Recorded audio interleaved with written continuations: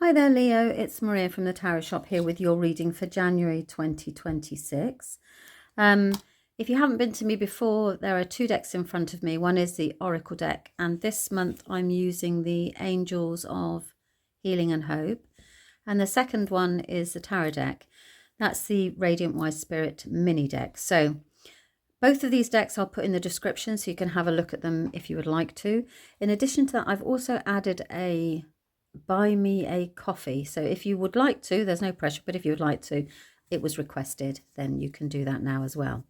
Okay, so these readings, if you haven't been to me before, will take anywhere roughly between 5 to 10 minutes. And that's because I take an oracle card and 6 of these. It's just a brief reading as an opportunity for the tarot to give you a heads up on what may be coming in the month ahead. Tarot isn't prescriptive, so if it doesn't make sense, if you think it just doesn't feel like it's for me, then it's not. So don't try and make it fit. Check out your moon and or your rising instead. And if you don't know how to do that, you can check out online. It's called a free birth natal birth chart. It's free birth natal birth chart, whichever way, and it is earth element. Okay, we're trying to ground the Leo energy here. Yeah, check out that, and then you put your details of your birth in, where you were born, what time, what date, and it will give you a chart reading that tells you where your moon is, what sign your moon was in at the time of your birth, and your rising. And they're really important because the moon side of it, for example, is your emotions. So as I said, if it doesn't resonate, then check out that as well. Right, okay. Me throwing my cards everywhere.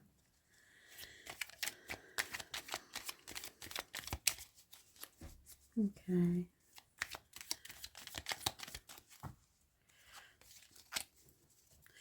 Grounding. So that's quite contrary because you've got the earth element which grows things, or is nature. Okay, so flow with nature. You can see she's then stood in there. She's very much surrounded by nature.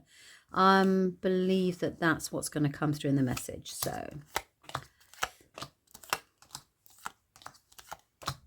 my goodness me, it's a big month this month for lots of major arcanas. Now you've got 1, 2, 3, 4 out of 6.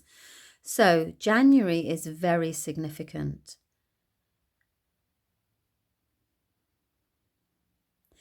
And it's significant because you will leave January changed in some way or another. And that's the reading of this card. Now, I feel there's some resistance here, which is why they've told you to, why they've suggested, advised that you flow with it, because there's an element of seeing life from a different point of view. I have to cover all of the cards because YouTube is very particular about things. Right, okay. So you start the month, and January begins with the return of affection. Now, the Knight of Cups is usually somebody who cares about you or you care about returning into your life. I always want to say somebody from the past. Somebody from the past is going to pop up at the beginning of the month. It's going to make you take a look at life from a different point of view. Or certainly going to make you see things from a different perspective. So the Hanged Man is about surrendering to something, which is interesting because you've got flow with it. So this person comes back in some way. Message comes in from the past through a past connection, a person that you know, and that's connected with your past.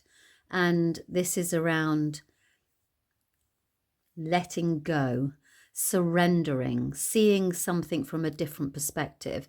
You see, he literally turns himself upside down so that he can see the world from a different point of view. It's the card of surrender, delays, about giving up, giving in, not trying to control. So relaxing and releasing and just looking at things from a different perspective, a different point of view. So be very fluid, don't be rigid at all.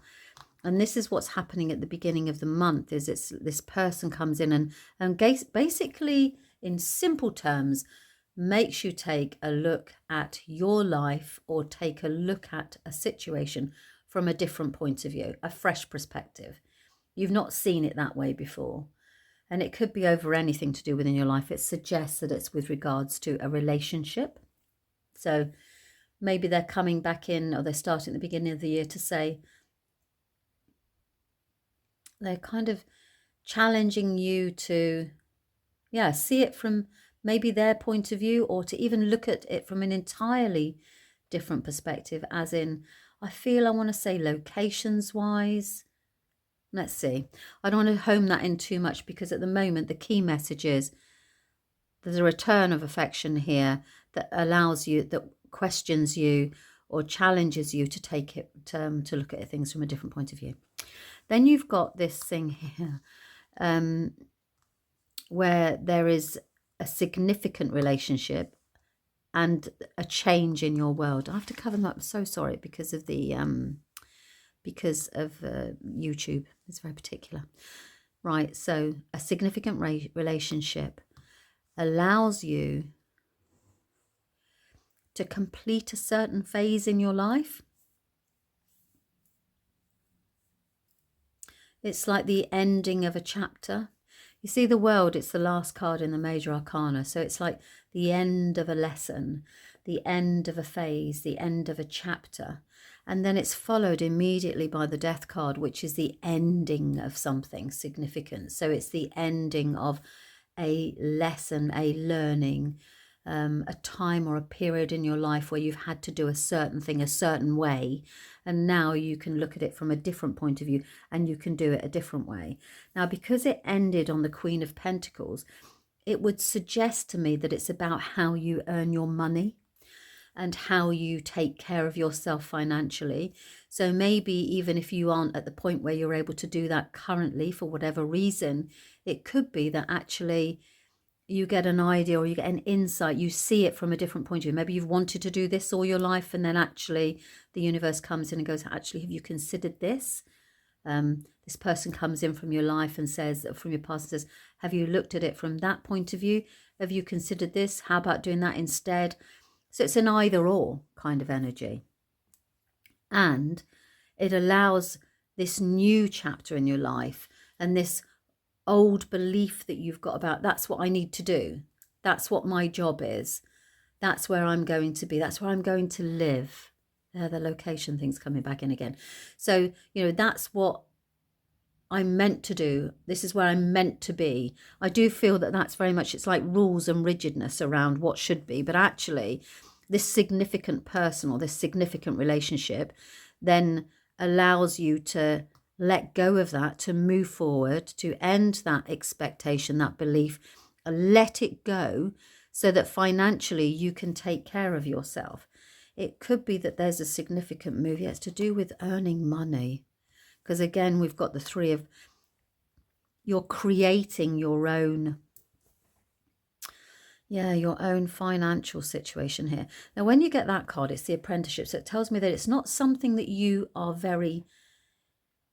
it's something you've started, that you've created, that you can earn money this way. So it's something you've considered, and maybe you've had a dabble at it. It's not, but it's time now for you to have faith in yourself, that actually it's good enough for people to see it. It's good enough for you to share it with the world.